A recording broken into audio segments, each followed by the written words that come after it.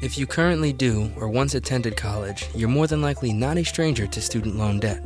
According to the U.S. Bureau of Labor Statistics, today an estimated 44.2 million Americans are currently in debt due to student loans. 69% of high school graduates were enrolled in college in 2015. On average, each of these college students will be $30,000 in debt just for tuition alone. That doesn't include supplies, textbooks, food, or boarding. There's no guarantee of a job directly out of college, and after 6 months, your loans already begin to gain interest. For many, student debt is a very slippery slope, which, if not handled in a timely manner, can pose a serious threat to your future. We went to Suffolk Community College to talk to experts and students alike, because who better to shed light on the subject than those who specialize in it and those who live in it. Do you know about the student loan debt crisis that's going on right now?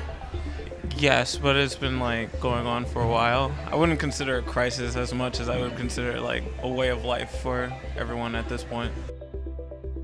If there's ways to avoid it, I feel like it should be more amplified. Other than that, you gotta kind of just work on it. Are you aware of the student loan debt crisis that's going on? Yes, currently I'm actually a victim of it. Why do you feel like the student loan debt crisis is so high?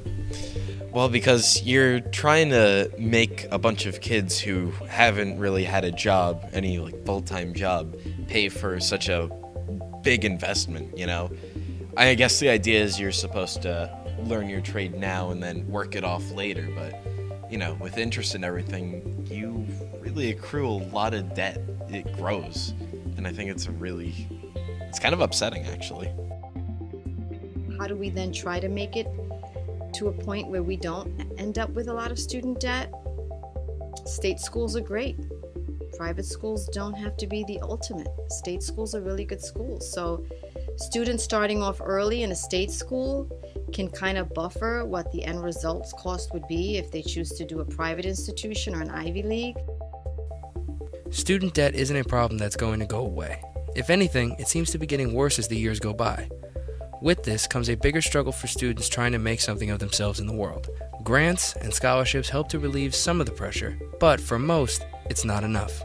However, if a strong education is truly worth it to someone, they'll more than likely have to find a way to endure. Until this culture that we live in decides that education is a priority and that it is something that is a right for everyone to have and not a privilege, then yes, we will continue to have students that are in debt and trying to afford universities that are really looking at a profit rather than a benefit.